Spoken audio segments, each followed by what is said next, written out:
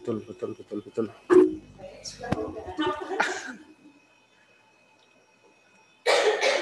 Kita mulai pembelajaran kita yang kedua untuk IPA Fisika. Assalamualaikum warahmatullahi wabarakatuh. Selamat pagi anak-anak sekalian. Apa kabarnya hari ini? Sehat, alhamdulillah. Ya, seperti yang disampaikan Pak Anam sama Bu Ida pada pertemuan minggu yang lalu, ternyata masih banyak anak-anak dari Espero, dari kelas 7A sampai 7G, yang sampai 7H, mohon maaf, yang belum menindaklanjuti tugas mandiri maupun tugas terstruktur. Itu dari kelas 7A sampai 7H. Hanya ada beberapa anak yang memang sudah menindaklanjuti tugas mandiri maupun tugas terstruktur yang sudah dikirim. Akan tetapi masih banyak dari anak-anakku semuanya yang sama sekali belum menindaklanjuti. Tolong yang sudah Pak Anam ucapkan terima kasih, yang belum untuk segera bisa menindaklanjuti. Kenapa? Karena dengan kalian mengirimkan tugas kepada Bapak Ibu Guru, berarti kalian sudah bersyukur kepada Allah. Karena apa? Syukur adalah tasarrufun nikmah fi mardhatillah. Menggunakan nikmat yang Allah berikan di jalan yang Allah ridhoi. Manakala kalian mengumpulkan tugas Allah ridho, berarti kalian sudah bersyukur terhadap nikmat kesehatan yang sudah Allah karuniakan kepada kita semuanya. Itu bagi yang belum, tolong untuk segera mengumpulkannya. Yang sudah, terima kasih. Terima kasih yang sudah mengumpulkan 4 tugas. Ada yang baru 3, ada yang baru 2, dan ada yang sama sekali belum mengumpulkan tugasnya. Ya, silakan dibuka bukunya. Halaman 84. Kita mulai pembicaraan kita tentang lapisan bumi.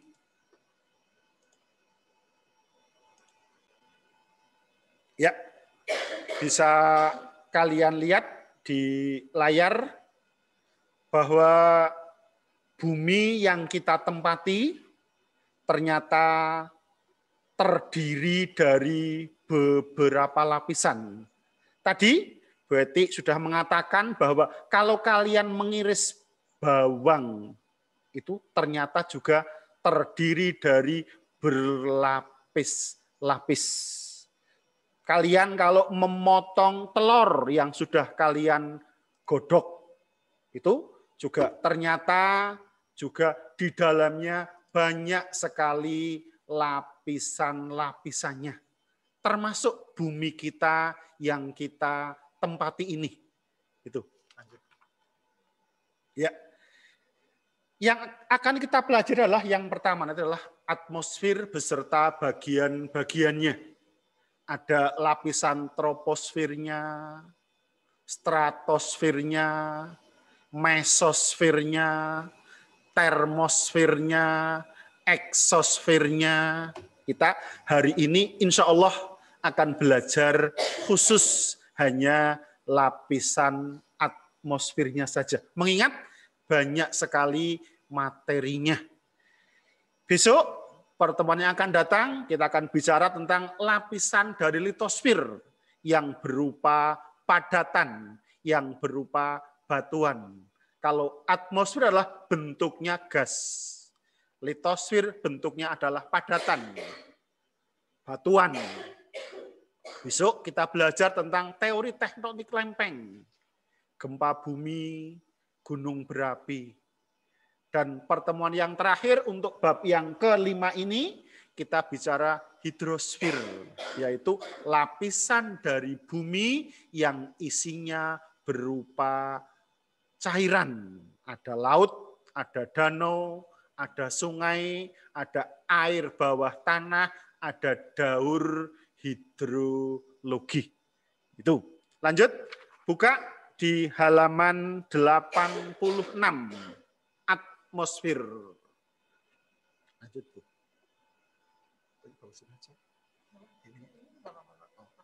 Iya. Itu. Jadi, atmosfer adalah merupakan lapisan udara yang menyelubungi bumi dengan ketinggian DPL di atas permukaan laut adalah kurang dari 1000 kilometer dari permukaan bumi. Jadi berupa gas udara yang menyelubungi bumi dengan ketinggian kurang dari 1000 kilometer atau DPL dari permukaan bumi, dari permukaan air laut. Itu. Sekarang fungsinya.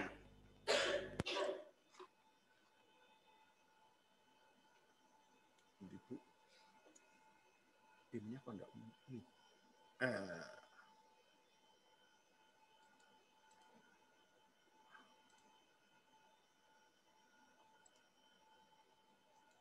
Jadi kanan. Ini ya Pak, keluar dulu Pak. Nah. Ya, fungsi atmosfer. Itu.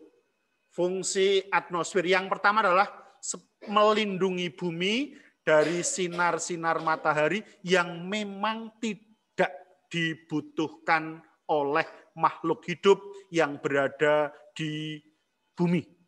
Karena apa? Energi dari matahari tidak seluruhnya bermanfaat bagi kehidupan. Misalkan sinar ultraviolet, sinar inframerah, sinar alfa, sinar beta, gamma yang dimunculkan dari radiasi matahari adalah tidak dibutuhkan oleh makhluk hidup. Sehingga Allah menciptakan atmosfer untuk melindungi bumi. Itu. Fungsi yang kedua adalah melindungi bumi dari kejatuhan meteor. Kalian ketahui bahwa di angkasa luar sana banyak sekali batuan-batuan, serpian-serpian dari planet-planet yang sudah tidak sesuai dengan garis edarnya, dia akan tertarik oleh gravitasi bumi. Untung bumi memiliki atmosfer, di mana dari ruang yang tanpa bobot, ruang yang tidak ada udaranya, masuk ke ruang yang ada udaranya, atmosfer, muncul gesekan. Dari gesekan muncul panas.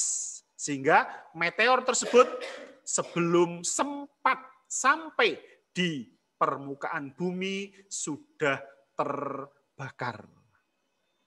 Fungsi yang ketiga adalah anak-anak sekalian, mengatur keseimbangan suhu agar tidak terlalu panas di waktu siang dan tidak terlalu dingin di waktu malam hari. Mengingat dengan adanya atmosfer, tidak seluruh energi dari matahari sampai ke permukaan bumi. Ada yang dipantulkan dan ada yang diserap. Sementara pada waktu malam hari, energi matahari yang sampai ke permukaan bumi dipantulkan. Terkena laut dipantulkan, terkena danau dipantulkan, terkena tanah dipantulkan. Sehingga mantul ke atas, ada atmosfer, dipantulkan lagi ke bumi. Sehingga pada waktu malam hari, kondisi bumi tidak terlalu dingin. Itu fungsi dari atmosfer yang nomor 3. Yang keempat, yang paling penting adalah sebagai pernafasan bagi seluruh makhluk hidup. Semua makhluk hidup yang ada di bumi ini pasti memerlukan atmosfer, khususnya adalah oksigen. Itu. Oleh karena itu, atmosfer banyak mengandung gas-gas. Berikutnya, nah ini gas-gas yang terkandung dalam atmosfer di buku halaman 87. Itu Pak Anam rangkum jadi seperti itu. Ternyata yang paling banyak kadarnya adalah nitrogen N2. Apa itu nitrogen? Nanti di slide berikutnya kita jelaskan fungsi nitrogen bagi kehidupan. Paling banyak volumenya adalah 78,08% dari seluruh volume gas yang ada di atmosfer. Yang kedua adalah oksigen O2 yang sangat diperlukan untuk pernapasan kita. Prosentasenya hanya 20,95%.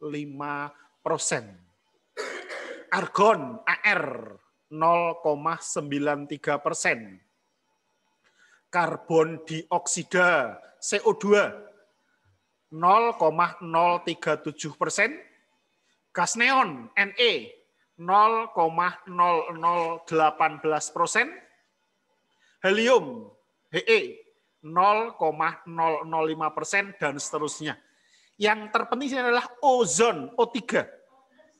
Ternyata prosentasinya sangat kecil sekali. Kemarin saat kita membicarakan tentang pencemaran, itu pencemaran udara, sudah Pak Anam jelaskan tentang bagaimana peran serta fungsi serta ozon. Dan nanti kita akan lihat kembali, kita perdalam kembali. Hidrogen, ada klorofluorokarbon, ada xenon, dan ada metana yang prosentasenya sangat-sangat kecil sekali. Jadi dari susunan gas yang ada pada atmosfer kita semuanya pasti bermanfaat untuk kehidupan. Robbana ma khalaqta hadza batila. Ya Tuhan kami, tidak ada yang sia-sia yang Engkau ciptakan. Seluruhnya bermanfaat untuk manusia. Oleh karena itu, kewajiban kita sebagai manusia sekedar mensyukuri apa yang sudah Allah berikan kepada kita semuanya. Itu oksigen 20,95%, nitrogen itu yang komposisinya, prosentasenya paling banyak. Ini fungsinya. Nitrogen sangat diperlukan dalam pertumbuhan tanaman. Sering juga digunakan sebagai bahan dasar industri pupuk. Pupuk itu adalah pasti menggunakan unsur nitrogen. Itu jelas nitrogen.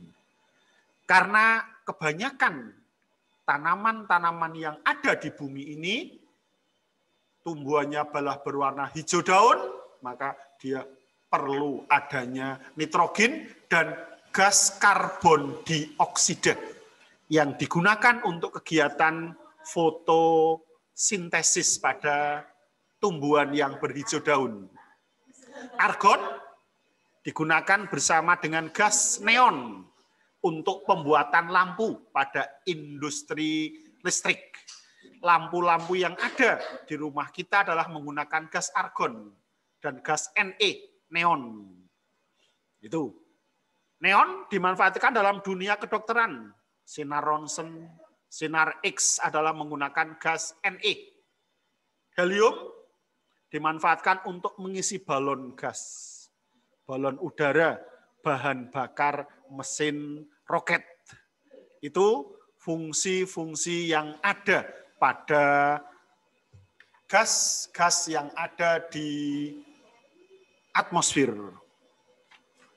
Lanjut, lapisan atmosfer. Ya, itu. Ada 1, 2, 3, 4, 5 lapisan atmosfer. Ternyata lapisan udara yang ada di atas permukaan bumi ini berlapis-lapis. Yang paling bawah adalah troposfer. Atasnya adalah stratosfer, kemudian mesosfer, termosfer atau ionosfer, kemudian yang paling atas adalah eksosfer atau disipasisfer. Itu ketinggiannya di slide berikutnya, itu troposfer adalah yang paling bawah, yang punya ketinggian 0 sampai 12 kilometer. Itu 0 sampai 12 kilometer DPL di atas permukaan laut. Itu. Di troposfer adalah tempat terjadinya gejala jenis peristiwa cuaca, iklim, hujan. Itu adalah terjadinya pada lapisan yang paling bawah, yaitu troposfer. Lapisan atas adalah stratosfer yang punya ketinggian antara 12 sampai 50 kilometer. Itu. Di stratosfer ada lapisan O3 yang sangat-sangat bermanfaat atau ozon. Tempat terbangnya pesawat adalah di lapisan stratosfer. Itu. Atasnya lagi adalah mesosfer yang punya ketinggian antara 50 sampai 85 kilometer. Fungsi daripada mesosfer adalah untuk mengikis dan membakar benda asing yang akan masuk ke bumi.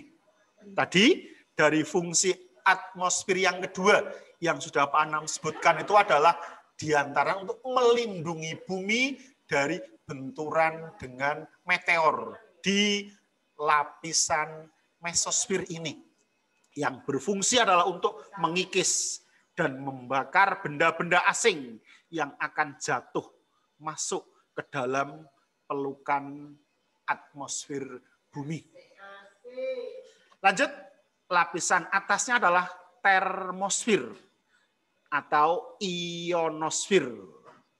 Ini nanti kita bahas satu persatu. Pada termosfer yang ketinggiannya antara 85 sampai 500 km DPL di atas permukaan laut. Pada lapisan ionosfer atau termosfer ini berfungsi sebagai penyebaran gelombang radio. Kalian kalau menikmati siaran televisi, radio, itu adalah nanti di lapisan termosfer, di situ akan ada yang namanya satelit.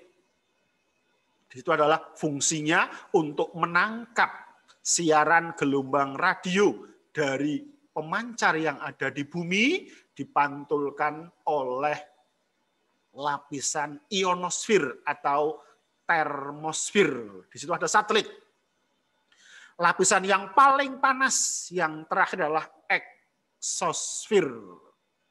Itu ketinggiannya lebih dari 500 km di atas permukaan laut.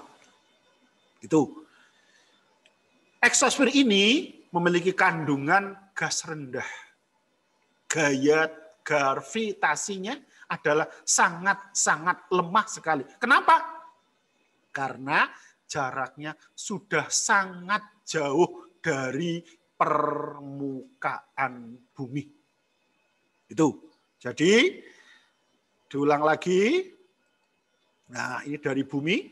Ada troposfer, stratosfer, mesosfer, termosfer, dan eksosfer. Ya, lanjut. Ini troposfer. Ketinggiannya 0 sampai 8 km dari permukaan bumi. Setiap naik 100 meter, suhu udara akan turun 0,5 derajat Celcius. Sehingga semakin ke atas, suhunya semakin berkurang. Kenapa? Karena pantulan panas yang dari bumi sudah mulai berkurang. Sehingga semakin ke atas suhunya akan berkurang 0,5 derajat Celcius. Setiap tempatnya kenaikannya adalah 100 meter. Maka kenapa di daerah pegunungan kok suhunya lebih sejuk, lebih dingin dibandingkan di daerah pantai? Itu sebabnya karena pada lapisan troposfer yang ketinggiannya hanya 0 sampai 8, hanya 0 sampai 10 dari permukaan bumi, setiap kenaikan tempat 100 meter, suhu udara akan turun 0,5 derajat Celcius.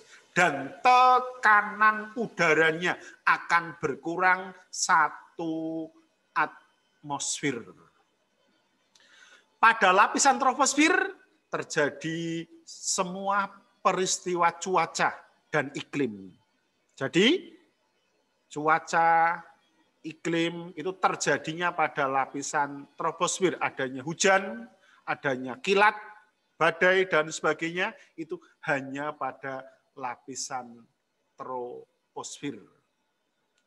Yang keempat, lapisan peralihan antara troposfer dengan atasnya, dengan stratosfer adalah tropopause. Itu adalah batas antara lapisan troposfer dengan lapisan stratosfer. Namanya adalah tropopause.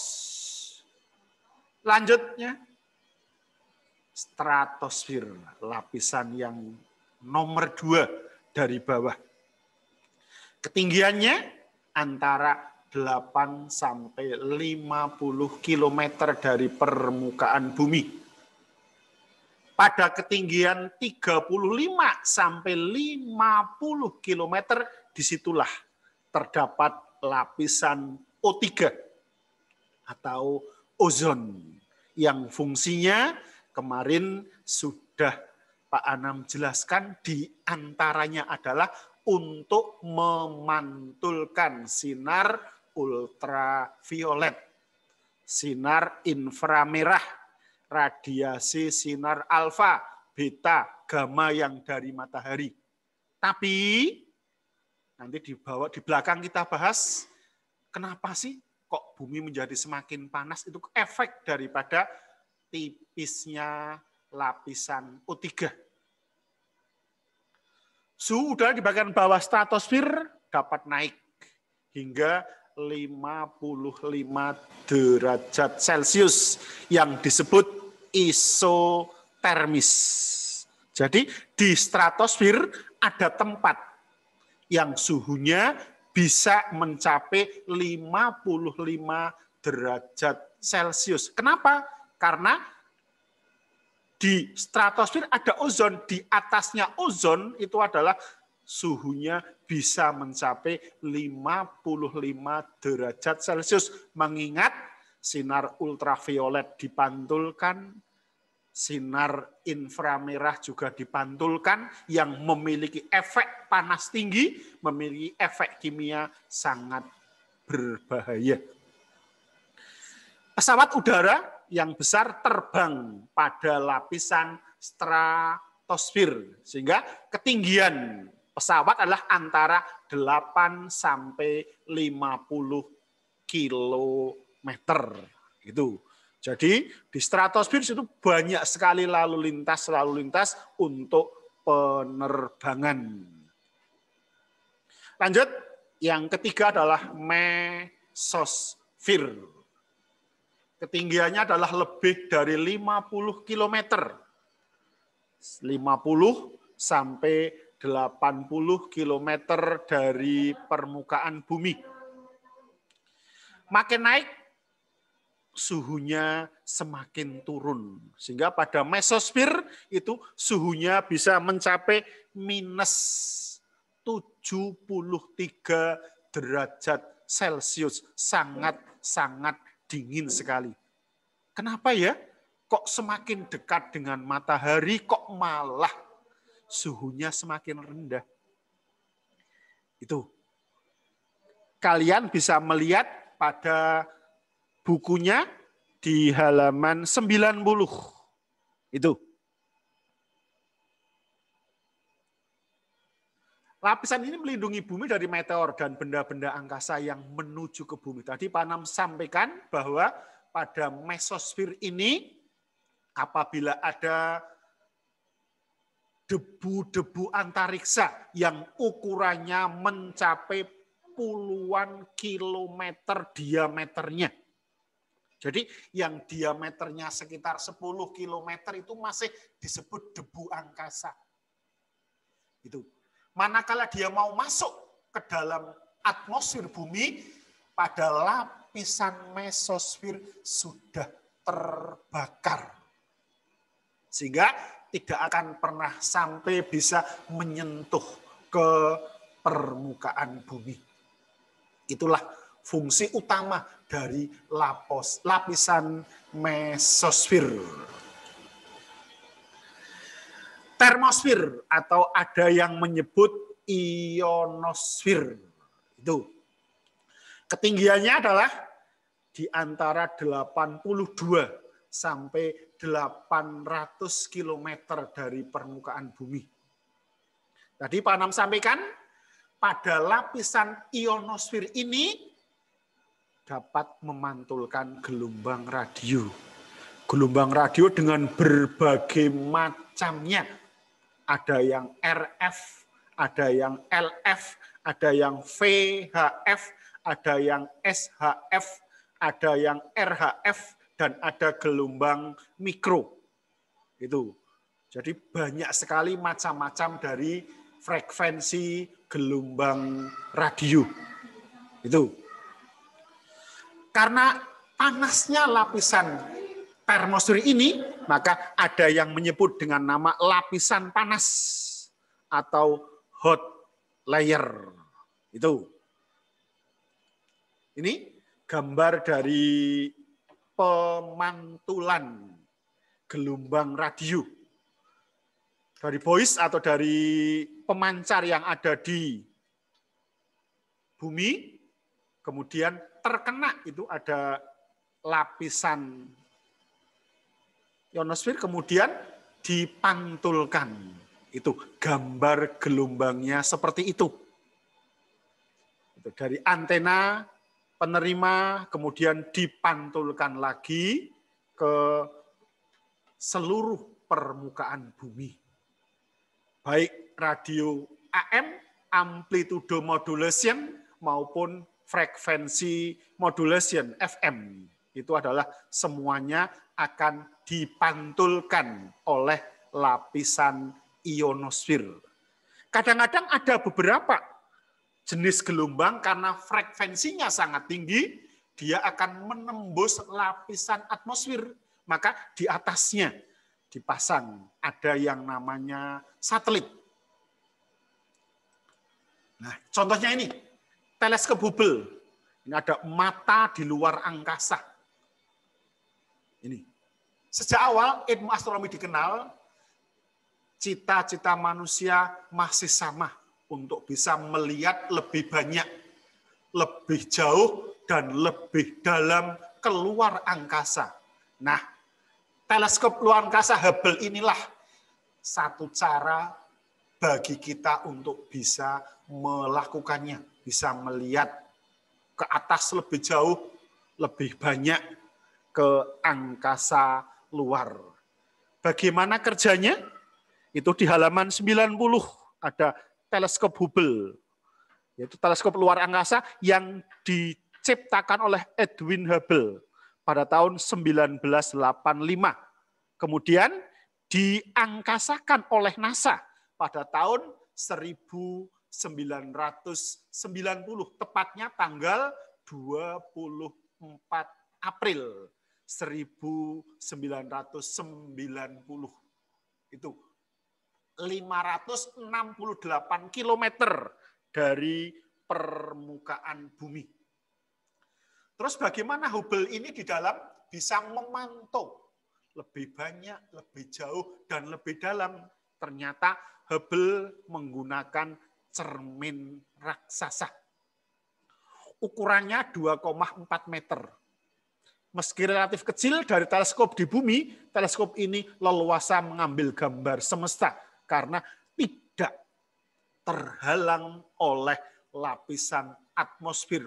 Troposfer yang paling bawah itu yang banyak mengandung gas. Di ionosfer, gas-gasnya sudah sedikit sekali. Sehingga ketajaman daripada cermin ini, lensa ini bisa menjangkau lebih jauh, lebih dalam, dan lebih banyak. Teleskop ini bisa memotret isi semesta alam, dari mulai bintang, galaksi, tata surya, semuanya bisa, kecuali matahari dan Merkurius. Kenapa? Karena matahari adalah sangat-sangat terang sekali. Intensitas cahayanya sangat kuat sekali, sehingga cermin ataupun lensa dari teleskop ini tidak sanggup untuk mengambil gambar akibat dari ketajaman intensitas sinar dari matahari tersebut. Akan tetapi, teleskop ini akan segera dipensiunkan karena usianya sudah terlalu lanjut. Teleskop ini bakal diganti sama James Webb Space Telescope di tahun ini, tahun 2021. Ini tinggal kita tunggu nanti dari NASA akan menerbangkan teleskop yang jenisnya seperti apa lagi untuk menggantikan teleskop Hubble yang memang sudah termakan usia.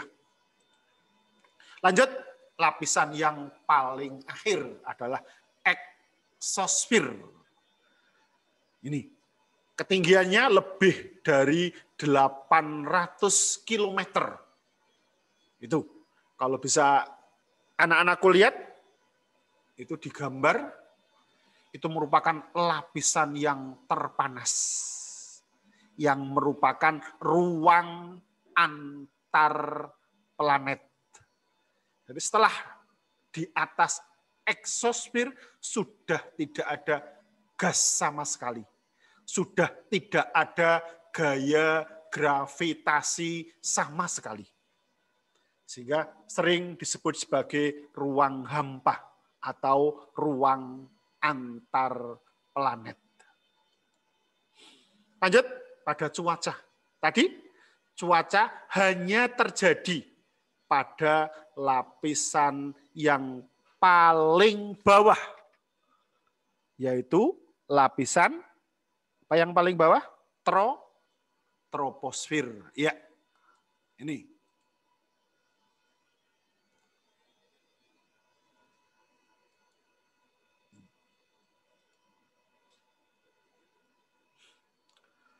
Troposfer merupakan lapisan atmosfer paling bawah, paling dekat dengan permukaan bumi. Tempat terjadinya berbagai macam cuaca. Apa itu cuaca? Cuaca adalah keadaan udara dalam waktu tertentu pada tempat yang tertentu juga. Itu keadaan udara dalam waktu tertentu dan pada tempat yang tertentu. Kalau iklim, keadaan udara dalam waktu yang tidak tertentu. Dalam arti tidak hanya harian, bisa jadi 1 bulan, 2 bulan, dan tempatnya tidak hanya wilayah tertentu. Ini unsur-unsur cuaca atau faktor-faktor yang sangat mempengaruhi cuaca pada troposfer. Yang pertama adalah suhu udara. Bisa kalian lihat pada halaman 92. Suhu udara bisa kita ukur dengan termometer, kemudian tekanan udara. Itu kita ukur dengan barometer kelembaban udara, dengan hygrometer arah dan kecepatan angin, kita ukur dengan anemometer awan, uap air jenuh yang berkondensasi pada ketinggian tertentu. Itu terbentuk awan akibat dari apa, Nana? Awan terbentuk akibat dari air yang menguap karena terkena panas, kemudian berkondensasi. Faktor yang keenam adalah curah hujan. Ada hujan konveksi, hujan zenit, ada hujan pegunungan orografis, dan ada hujan frontal. Jadi unsur cuaca itu kalau Pak Anam gambarkan di situ, yang atas adalah suhu udara, tekanan udara, kelembaban udara, awan, angin, hujan. Faktor-faktor yang mempengaruhi atau unsur-unsur yang berpengaruh pada cuaca. Kita lihat satu persatu. Suhu udara adalah keadaan panas atau dinginnya suatu daerah. Suhu udara suatu tempat sangat dipengaruhi oleh sudut datangnya sinar matahari. Daerah kita di Indonesia, alhamdulillah, energi matahari bisa kita nikmati sepanjang hari. Sejak matahari terbit sampai matahari terbenam. Dengan kedua adalah intensitas penyinarannya. Karena kita berada di daerah yang di tengah-tengah, di daerah Khatulistiwa, sehingga intensitas penyinaran matahari sangat-sangat banyak sekali.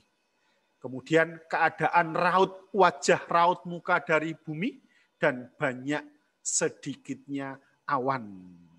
Itu suhu udara bisa kita ukur dengan alat yang bernama termometer. Lanjut, faktor yang kedua adalah tekanan udara.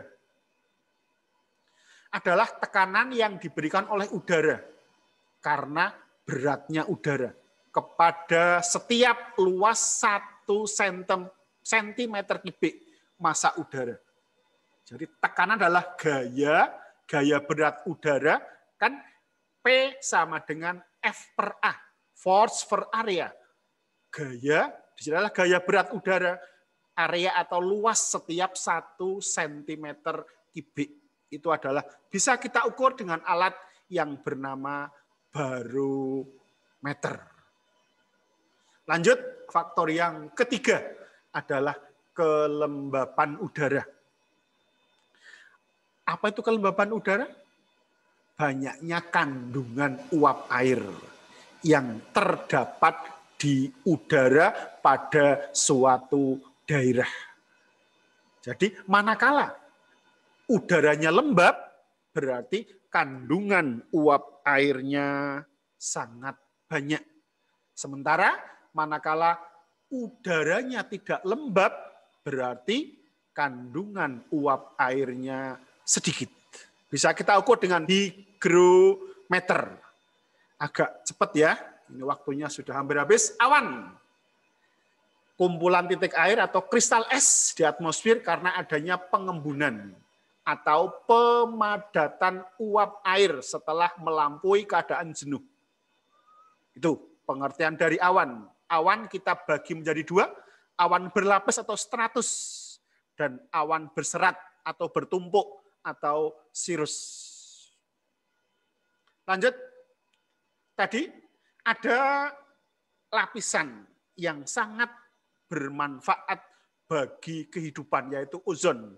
Kemarin sudah saat kita bicara pencemaran pada udara, sudah Pak Anam berikan. Ozon adalah hasil reaksi antara oksigen dengan sinar ultraviolet dari matahari. Ozon atau O3 juga suatu bentuk oksigen alotropis, gabungan beberapa unsur. Ada 3 unsur oksigen. 3 atom oksigen yang membentuk menjadi satu, namanya O3. Apa fungsinya? Menyaring sinar ultraviolet yang dipancarkan oleh matahari, melindungi bumi dari sinar matahari yang sangat panas, sehingga bumi tidak kepanasan. Memberi efek pada suhu atmosfer yang tidak mengenal suhu bumi. Tetapi kemarin pada proses pencemaran, lapisan O3 sudah semakin menipis. Ini kerusakan lapisan ozon adalah istilah yang sering digunakan untuk mendeskripsikan berkurangnya atau hilangnya lapisan ozon yang terdapat pada lapisan atmosfer bumi. Apa penyebabnya? Kemarin sudah Pak Anam sampaikan, diantaranya terlalu banyak pembalakan liar, penebangan hutan, kemudian dibakar.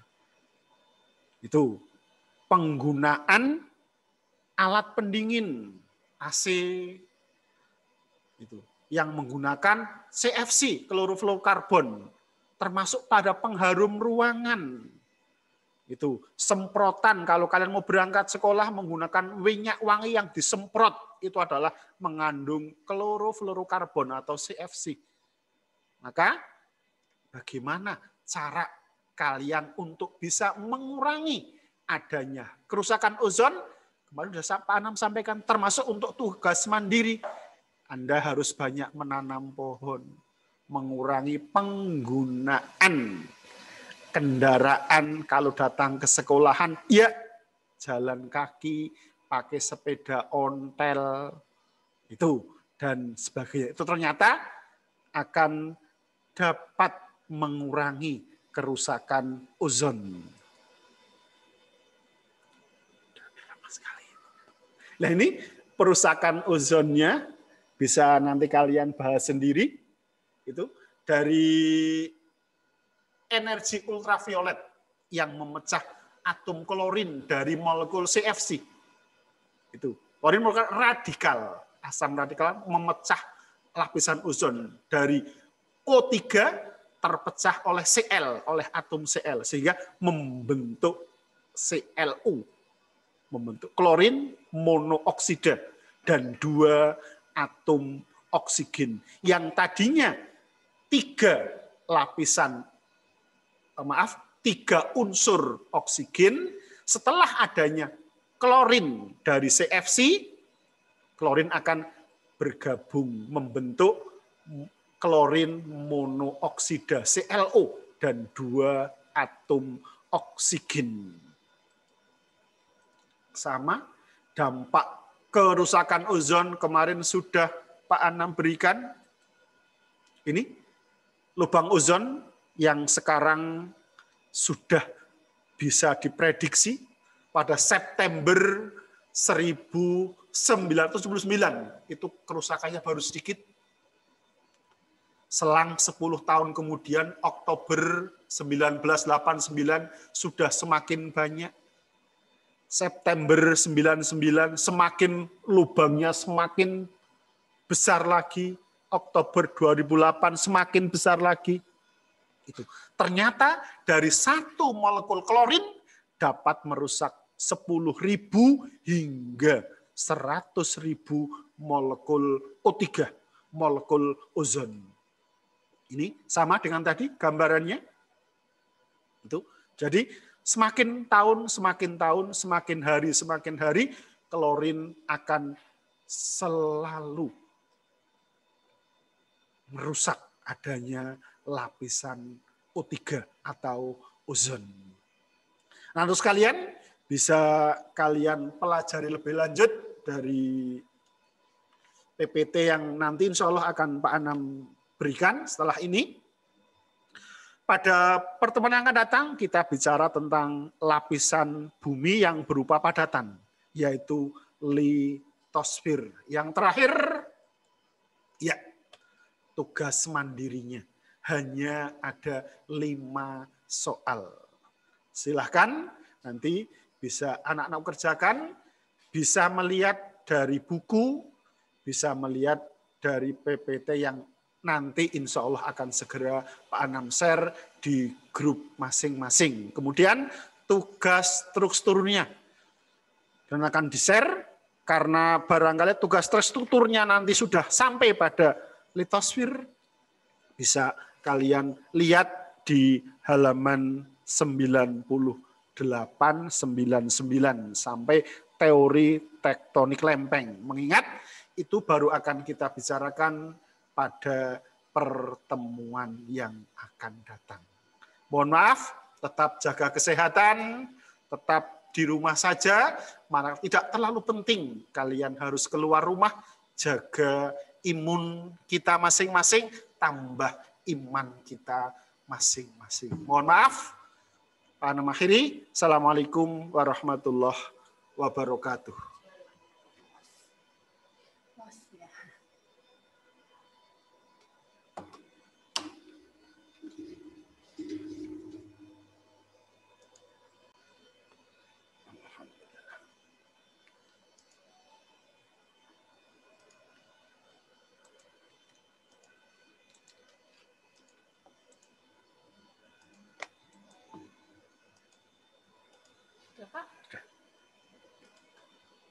Kemudian pengantar gimana?